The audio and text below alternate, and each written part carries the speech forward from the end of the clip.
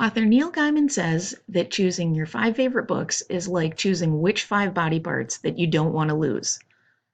Reading has always been a huge part of my life and has had such a huge impact on me as who I am today.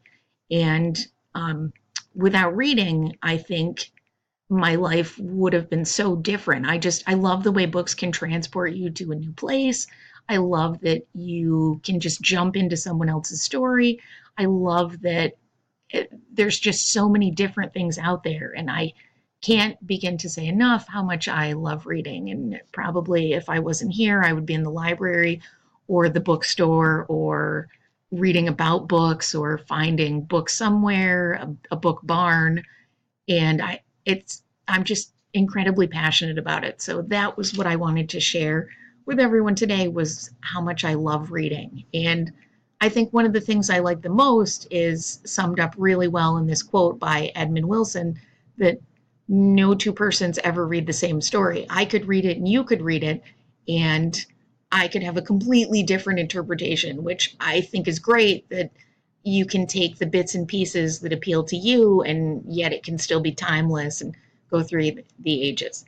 So my first choice on the list is from my favorite series when I was younger, and they're not all of them are in print now, but I am still so excited when I see them, are the Babysitters Club series. And I think anyone who grew up in the 80s will remember the Babysitters Club series and how great they were. So my favorite, besides being the whole series, was specifically The Truth About Stacy. And it's right here. I loved it. It was about one girl's struggle and how she struggled to fit in. And I loved the idea of the babysitting community. And it was such a huge part of my life. And I look at it now and just smile. So my second book that would be on my list is from when I was a teenager, and I took a mythology class, and I had never encountered anything like it. And it's probably the definitive guide to mythology. It's Bulfinch's Mythology, and it has every possible mythological legend in there that you can imagine, and it's fantastic. And I, to this day, I still get so excited if I see something and it's about mythology and talks about Zeus or Poseidon or makes a reference, and I can barely contain my excitement. My next book that would make the list is the book I was obsessed with from about the time I was 20 until I was like 35, and that's On the Road by Jack Kerouac. And for anyone who hasn't read it, Jack Kerouac is considered one of the greats of the beat movement, and his style of writing is really unique. He just kind of rambles on and stream of consciousness, and it's just incredible. And you read it, and he'll have paragraphs that are an entire page long, and but it's done really well. And I loved the whole free spirit of the book and just the style of writing. I just couldn't get enough that someone else could write things like that. So the next book that makes my list that I absolutely love is from the Harry Potter series. And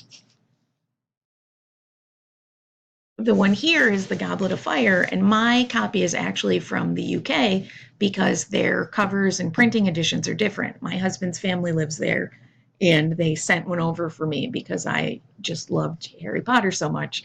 And I think there was a part of me that just kind of wished that I was a wizard like Harry Potter. And, I lived in England and I went to a castle. It was everything I liked in a book. For people who haven't read it, it's good versus evil, and you're rooting for the underdog, and it's just fantastic. And I love Harry Potter. My family makes fun of me. My children don't like Harry Potter the same way I do, but I think it's just such a wonderful book and everyone should read it.